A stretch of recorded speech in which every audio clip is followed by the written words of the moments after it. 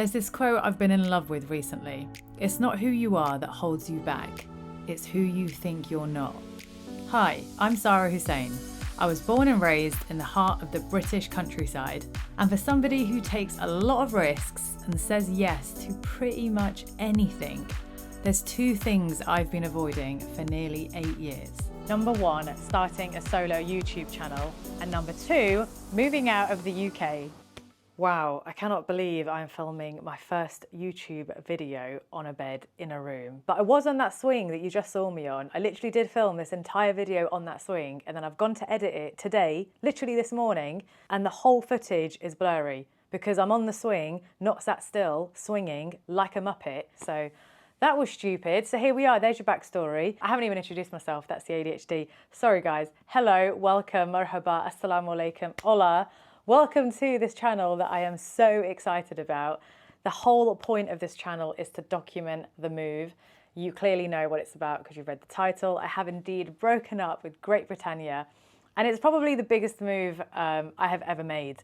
So I was going to journal about it anyway, but then I thought, why not just document it in video form, because that's much more exciting. And then actually this is the push.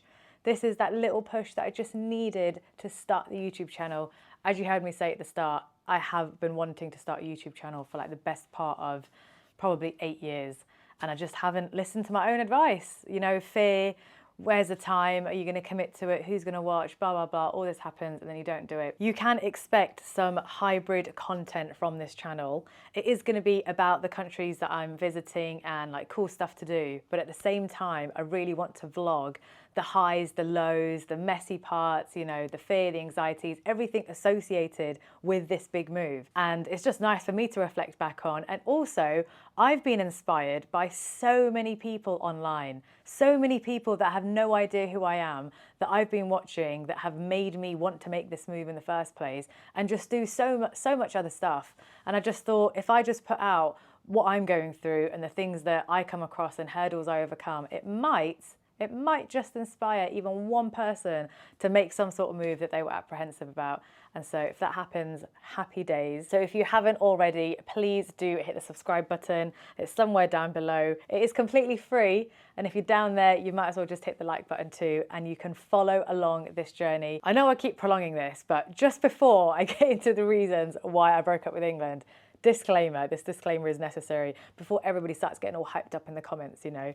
I love my country. I was born in England. I was brought up in England. There's so many facets to England that I love. Just because I've broken up with it and I've left does not mean that I despise England and I hate it. I feel absolutely privileged that I was born in England. I feel like I'm ahead of the race because I was born in England. I feel grateful that I was born there. And, you know, as a nature girly, I love the Peak District, the Lake District. As a golfer, I love the grass. I mean, I'm hating the grass right now in Malaysia, so I'm very much missing the grass. But there's so many things to England that I love. I just don't think I love it enough to spend the rest of my days there. That's all this is. I had to put that out there. So anyway, reason number one, it's quite a global opinion.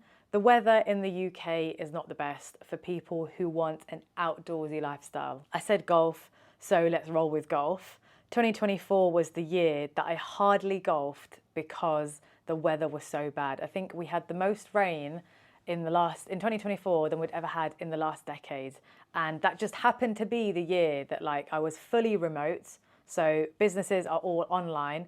I'm not physically managing property. I'm not physically going anywhere to work to make money. And I was all online and I thought I could just, you know, play golf whenever I wanted, whenever I had free time. Every time I booked it in, it would get rained off. And it happened so many times that it got really frustrating. My golf game got really bad. I really sucked. I mean, I already sucked and now I suck even more. And that was literally like I think I was like 2.5 years in and I was in that. If you're a golfer, you get addicted. I was in that addicted phase.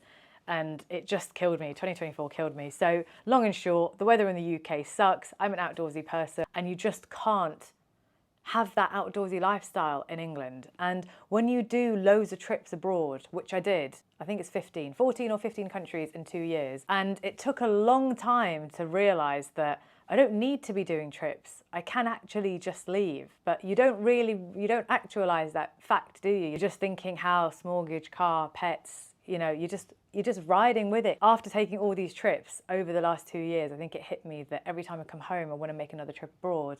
That is very strange. Why don't I actually just find a base abroad, and that way life would be a lot easier. Reason number 2, I know I said I wasn't going to go deep, and I'm not going to go deep, I'm just scratching the surface level, but it doesn't make any sense without me mentioning this point. And I'm not going to go too much into it because, you know, we don't really know each other well, and I can get into it later on into the channel. Some of you might be like, whoa, chill out, Sarah. But just to scratch the surface, reason number 2 is I have felt disconnected to England ever since Brexit. We can talk subjectively, my opinions and how it made me feel, and then we can talk objectively about what it's done to the country and the economy as a whole, because the economy, factually, has gone to shit since Brexit. And some people, economists, news, propaganda, try to mask that and blame it on COVID. But pre-COVID, Britain was on a decline. And then post-COVID, Britain is still on a decline. And so you can't really blame it on COVID now, can you? Because it's been how many years since COVID? 2. When did COVID sort of end? Was it 2021? We came out of it, didn't we? Yeah, so 3, touching 4. So we can't really blame it on COVID anymore, and you guys can do your own research. I'm not here to, you know, pull out. This isn't a political channel. It's not going to be a political channel. I'm not going to sit here splurting out stats and figures to you guys, but just look at like LSE, look at their stats of Britain's economy. And I think I don't need to explain prices to any British citizen right now, do I? You've got prices of groceries, the price of utilities, the price of fuel, everything's gone up. Every British citizen knows this, and it's all been since Brexit. And then we've also made many more stupid decisions and wars and genocides that we shouldn't have been a part of. And really, it was just quite weird for me when Brexit happened, because I had a lot of faith in our people. I had a lot of faith in the level of intellect within England, right? And like our education system is something like the 4th top. I just did not think people would believe the propaganda that was put out with Brexit. The biggest one was about how much money Britain would save if they removed themselves as part of the EU, right? And you guys can go, I implore you to go do your own research, please. I'm not going to sit here and blurt it all out. But a simple one was 11 billion net we were going to save from coming out of the EU. Where have you seen that 11 billion be spent? I love the NHS. Did they get huge pay rises? No. Did we see any improvement in hospitals, in roads, in safety? Do you even see the 11 billion, and that's per year, by the way, per annum. Do you see that being spent? And then you had companies like, there's loads, but 2 that stuck with me was the owners of Wetherspoons, and it was, I think, the CEO of Next, who voted for Brexit, but then are begging England to open up the free movement of labour, that law that went with Brexit, because there's no staff. And a personal reason is, being somebody that's of Indian and Pakistani descent, it meant that if I saw 10 voters on the street, voters, right, not just 10, the population, 50% of those people that I would see, so 5 out of 10 people, did not want me there. And I was sort of in a bubble before Brexit, before the referendum took place, because I didn't know the stats and I didn't know how people felt. And the propaganda was heavily about immigration. And so that really hit me. And I felt really disconnected to the UK ever since understanding that, because it was just weird for me to be walking down the street and thinking, wow, 50% of all the people that I see don't think that I belong here, but I was born here. My identity is British, my identity is England, you know, and I was born, believe it or not, in the home of the BNP. Growing up at school, primary school, high school and college, there was literally 3 people of colour. So all the way up until 18, I wouldn't really acknowledge that I was a different colour skin. I had a different colour skin to everybody else in the room, because that was literally just my life. So I just never associated colour differences. We were all just one to me until shit like Brexit happens, and it just throws you off. And going back to the money that we were supposed to see, the 11 billion, this brings me on to reason number 3. And there are some countries where you do see money being spent well. Now, I'm not an advocate of these countries, may I just say, disclaimer, I'm not an advocate of moving there. I actually despise their political standpoints, which we're not going to go into because I said this isn't a political channel. But countries like the UAE, Saudi, and Singapore, actually. Singapore is a fantastic representation of this. Low taxes, higher cost of living, but you see the money being spent within that country. So technically, in England, if you're paying up to 50% tax, you're literally working for free for 6 months of the year. I cannot even fathom those numbers.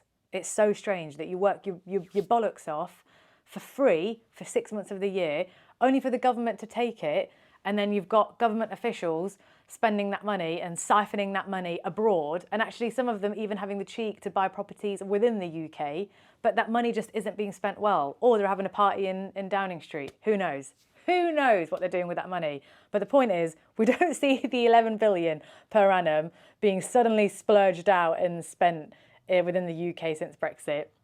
On top of that, we don't see our taxes being spent well. I mean, you do see some of it, but you don't see a lot of your taxes being spent well, especially if you're in the higher tax bracket and you're paying a lot of money. And I'm nothing against tax, by the way. I do want to pay tax. I want to contribute to society. I want to leave this place better than how I came in it, right? But when you don't trust the people spending that money for you, how do you justify working for free for 6 months of the year? And then there's countries like the UAE where there's a very minimal tax. I think it's lower than 2%, even though the cost of living is higher. At least you're spending your money and you're giving your money technically to other citizens of the same country. So your money is actually being circulated within the economy, which is far more efficient than giving your money to government officials that are siphoning it abroad in Spain and Portugal to bag themselves, 2-bedroom apartment. So anyway, to conclude, it's not just about the taxes and that other countries have lower tax brackets. Obviously, that is very attractive, but it's also lack of trust within your own government. You don't feel safe in your own country. I mean, there's so many factors to it, actually. I've just missed out. The whole riots that happened in England in 2024, that's just the latest riots. There's loads of riots that took place beforehand, but loads of riots that happened towards people of my skin colour. That doesn't happen in countries like Singapore. That doesn't happen in countries like within the UAE because there are consequences for it. Anyway, I'm going off on one. That was point number 3. Reason number 4 is a huge lifestyle change, and it's to do with time zone. So it only actually works if your working hours are GMT, Greenwich Mean Time. But if you enjoy working later on in the day, if you're sort of like a night owl and you come alive later on, then moving to the east does you favours. If you are somebody that wants to finish work and just get it over and done with and then have the rest of the day for you to relax, then moving west works for you. But I tried that. We went to the Caribbean for a couple of weeks and had to get up at 4 a.m. and I tried the whole morning lifestyle, and there's no fibre of my being that easily wakes up at the crack of dawn. I wish I was that person, I really do. Hats off to all of you that do it in cold, depressing England.